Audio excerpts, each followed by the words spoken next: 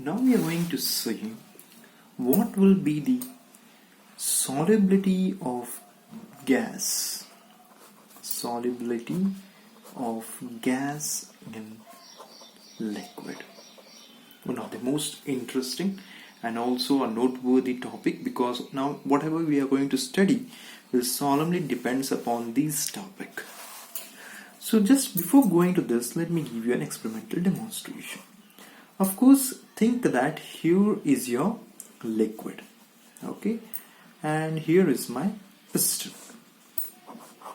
This is your liquid and this is the piston, and in the other part you can just see that the same way I have done. Here is your liquid and here is your piston, but on the top of the pistons I have put some weight. So first and the foremost thing you have to remember that whenever you are considering the system which is filled with a liquid and fitted with a piston, on the surface of the liquid there is some pressure of the liquid, which is called the partial pressure of the liquid, or is also called the partial pressure of the gas. Partial pressure of the gas which is present above the surface of the liquid. So what happens in the system A, first and the foremost thing, here the gas which is entering into the liquid and the gas which is emitted from this liquid will be at equilibrium. In simple words, you can just remember or take kerosene oil. Of course, we know that kerosene oil is a volatile liquid. So what is happening? Of course, kerosene being a volatile, it will be in. So what is happening? The gas which is coming out and the gas which is entering into the liquid will be existing in a dynamic equilibrium. Now what happens when you put a pressure on the piston? The pressure from the external source increases. So what happens at that moment? More number of the gas particles will be trying to enter into the system than coming out of the system. But when you are increasing the pressure, of course this system will be going on this process until and unless a new equilibrium will be attained.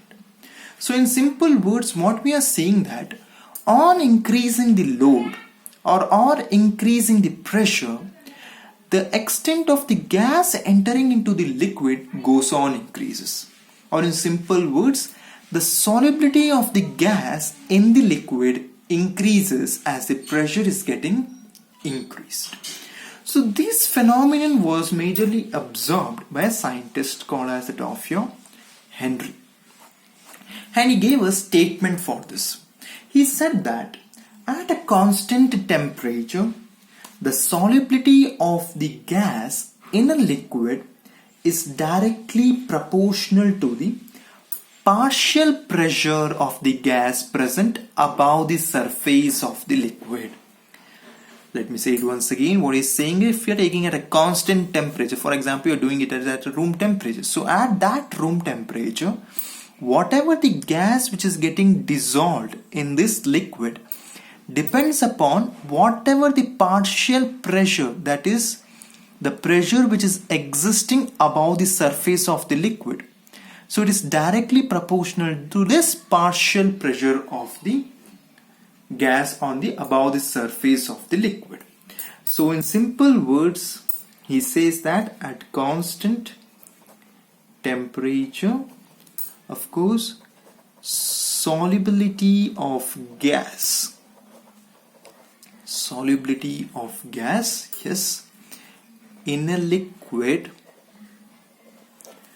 is directly proportional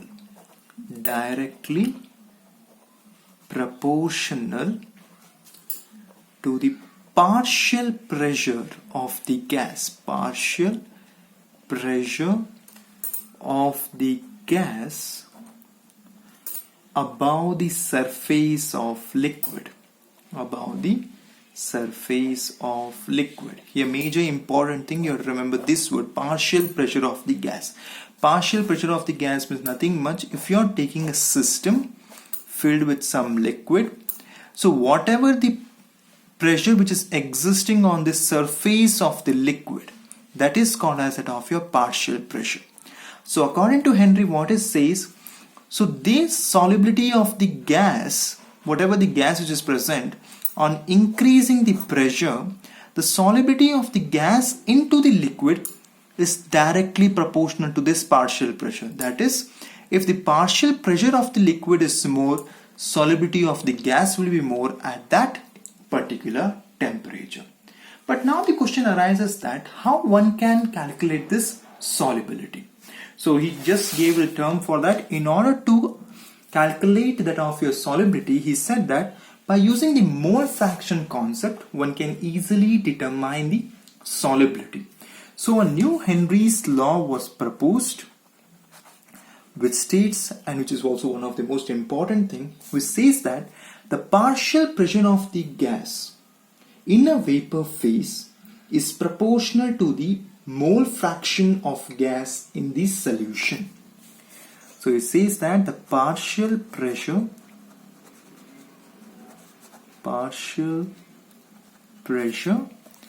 of gas, yes, partial pressure of gas in vapor phase is directly proportional to the mole fraction of gas in the solution. So to this Henry's law we have given a mathematical statement as P, which means partial pressure. We know that P is directly proportional to the mole fraction. That's the thing. Partial pressure of a gas in a vapor phase is directly proportional to the mole fraction. Alva, directly means directly proportional to your mole fraction. So in order to remove this proportionality constant, what we did, we have added a constant over here, K subscript H into X. So this KH is called as that of your Henry's constant. Remember, as your KH value increases, your solubility, what you can say, solubility decreases. How come? We have said that in order to determine the solubility, we have used the term as our mole fraction. So what happens if you just put your KH will be equals to, at some constant pressure, if I take KH will be P by X. That is, X is in the denominator, KH is in the numerator part. So as the KH is increasing, what happens?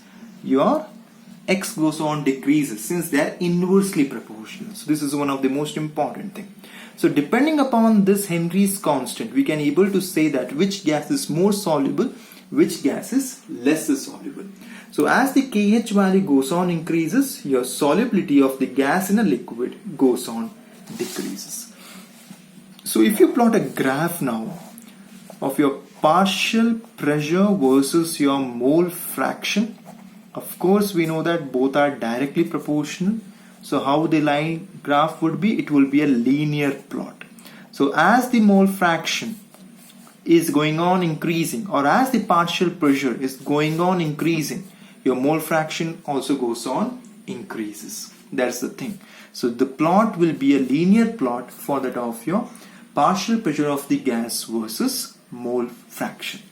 Coming with respect to the parameters part, of course, effect of the pressure we have studied initially. You can also say that. So in order to understand the solubility of a gas in liquid, we have got that as the pressure increases, of course your solubility also goes on increases. But coming with respect to the temperature part, one of the most interesting thing, remember, as the temperature increases, your KH also increases. Can you please say now what will be happening to your solubility? Of course, we know that as the KH increases, the solubility decreases. So in simple words, what you can say, as the temperature goes on increases, your solubility goes on decreases. But with respect to the pressure, as the pressure goes on increases, your solubility goes on increases. Keeping now this one in mind, your effect of temperature, the question is, whether fish is wanting cold water or hot water, whether they will be very much active in cold water or in hot water or any aquatic species. What is will be your answer? Of course, in cold water what happens? More of your oxygen is dissolved. Less temperature, solubility will be more. But in a hot water what happens? Temperature increases, solubility decreases. So O2 dissolution will be less. That is the reason your aquatic species are more comfortable in cold water than in the hot water, which can be easily said with respect to your Henry's law. So our solubility of the gas in a liquid mainly depends upon the partial pressure of the gas in a vapor phase, in which it is directly proportional to the mole fraction of a gas in the solution. So keeping this one, in our next video we are going to see that what are the different applications of these Henry's law.